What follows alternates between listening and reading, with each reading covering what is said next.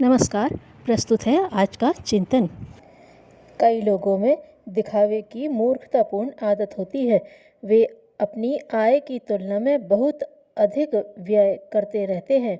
अपनी औकात से अधिक खर्च करना आडंबर होता है। व्यक्ति अपनी आय के अनुकूल कपड़े पहने, मकान में रहे और उसे सजा कर रखे और वैसा ही व्यवहार करे तो स्वाभाविक मालूम पड़ता है। किंतु जब बहुमूल्य फर्नीचर, साधन सामग्री, येन केन प्रकारेण जुटाकर मूल्यवान वस्त्र व उपकरण उधार या कर्ज पर लेकर इकट्ठे किए जाते हैं तो देखने वालों पर बड़ा आदमी होने का प्रभाव डालने का प्रयास किया जाता है। तो यही बात व्यक्ति की उथली मनोवृत्ति का परिचायक हो जाती है। हानियां भोगनी पड़ती हैं सो अलग। आडंबर एक प्रकार की मानसिक विलासिता है। अपनी स्थिति नहीं है, स्वयं ऊंचे मूल्य के सामान साधनों का भार वहन नहीं कर सकते तो भी किसी प्रकार जुटाकर दिखावा करना मानसिक विलासिता नहीं तो और क्या है। इस झूठी महत्वाकांक्षा का जीवन पर बहुत बुरा प्रभाव पड़ता है। जब व्यक्ति अपनी आय से अधिक व्यय करता है, ऋण लेकर अथवा किस्तों पर महंगी वस्तुएं खरीदता है, कपड़े पहनता है, तो आय व्यय का संतुलन बिगड़ जाता है। परिणाम स्वरूप गृहस्थी के अनेक आवश्यक कार्य छूट जाते हैं। जब मूल आवश्यकताओं की पूर्ति भी नहीं होने पाती तो बड़ी कठिनाइयां बढ़ जाती हैं और इनकी पूर्ति के लिए व्यक्ति को और लोगों से कर्ज लेना पड़ता है। इस प्रकार पारिवारिक जीवन में बनावटीपन और खींचतान बढ़नी प्रारंभ हो जाती है।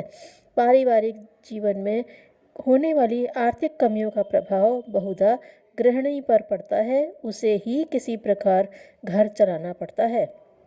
दाम्पत्य जीवन भी कटु हो जाता है, परस्पर मनमुटाव होने लगता है, दाम्पत्य जीवन नीरस लगने लगता है। आडंबर से व्यक्ति न तो स्वयं सुख शांति से रहता है और न परिवार ही चैन से रह पाता है। जिस व्यक्ति के सिर पर ढेर सा ऋण देने का भार हो, उसकी मासिक आवश्यकताएं सुगमता से न जुट पाती हों, उसे कहाँ सुख और कैसी शांति।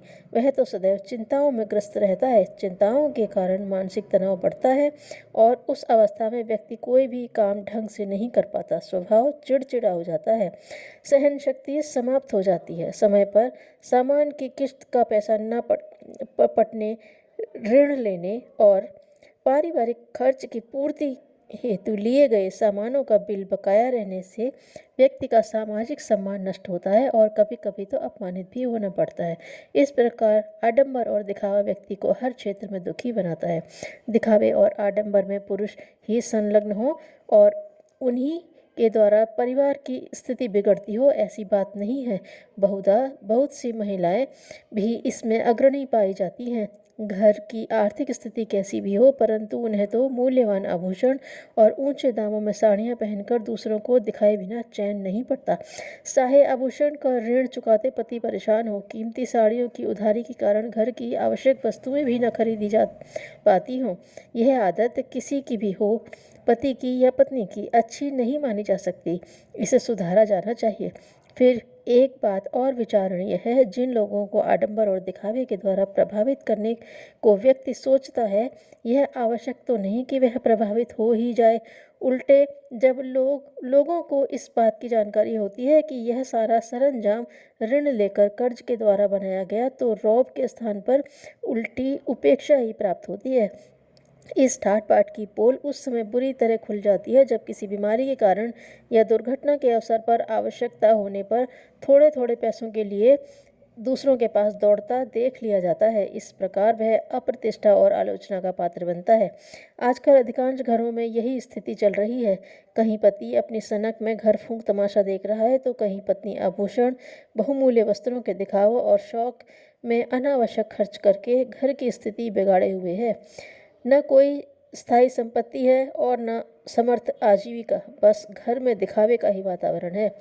आवश्यक अनावश्यक दिखावे के सामान भरे दिखाई देते हैं।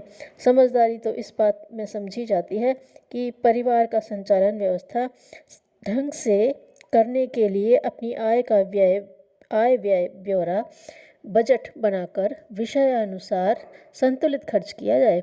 प्रत्येक मद में बजट के अनुसार ही मर्यादित रहने की व्यवस्था बन सकती है। अमर्यादित अपव्यय करने से बजट अस्त व्यस्त हो जाता है और उसकी कोई उपलब्धि नहीं हो पाती। बजट के अनुसार मर्यादा पूर्वक खर्च करने से अर्थव्यवस्था संतुलित रहती है, जिससे भोजन, वस्त्र, आवास, संतान, शिक्षा तथा स्वास्थ्य की विधि व्यवस्था ठीक रहती है।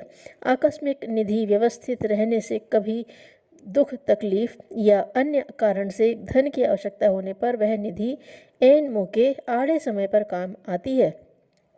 इस प्रकार व्यवस्थित अर्थव्यवस्था से गृहस्थ के प्रति लोगों का विश्वास जगता है और उसके प्रति सम्मान की भावना निर्मित होती है। व्यवस्थित अर्थव्यवस्था के अनुसार चलने वाले व्यक्तियों को बच्चों की शिक्षा और शादी ब्याह के अवसर पर भी अधिक कठिनाई नहीं उठानी पड़ती, क्योंकि उन्होंने बजट में उसका भी प्रावधान किया होता है। जब बच्चे छोटे होते हैं उस समय बचत आसानी से हो जाती है। भविष्य के लिए उन दिनों कुछ इकट्ठा किया जा सकता है। जब बच्चे बड़े हो जाते हैं परिवार का खर्चा सामान्यतः बढ़ जाता है। पढ़ाई, पुस्तक और वस्त्रादि का खर्चा भी उच्चतर हो जाता है और बचत के मद में कमी हो जाती है। अतः भविष्य का ध्यान रखकर बचत की आदत डालनी चाहिए। आवश्यक नहीं कि आवश्यक वस्तुओं के मद में कमी करके ही बचत की जाए, परंतु बहुत से अनावश्यक व्यय रोक कर भी बचत की जा सकती है। आडंबर और दिखावे की प्रवृत्ति यदि छोड़ दी जाए तो व्यक्ति उन सारी कठिनाइयों से मुक्त हो सकता है जो उसे आडंबर और दिखावे के कारण उठानी पड़ती हैं।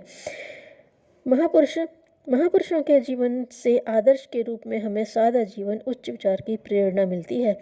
हमारा जीवन तो सादा हो किंतु विचार, भावनाएं उच्च हों। हम उच्च आदर्शों को अपनाएं। सादा जीवन अपने आप में एक उत्तम जीवन पद्धति है, जिसके अनुसार व्यक्ति का जीवन सुव्यवस्थित और सुविकसित बन सकता है। एक कहानी। एक बार अन्याय के प्रति अपने शिष्यों की प्रतिक्रिया देखने के मंतव्य से भगवान शिव ने एक बड़ा ही अन्यायपूर्ण कार्य किया।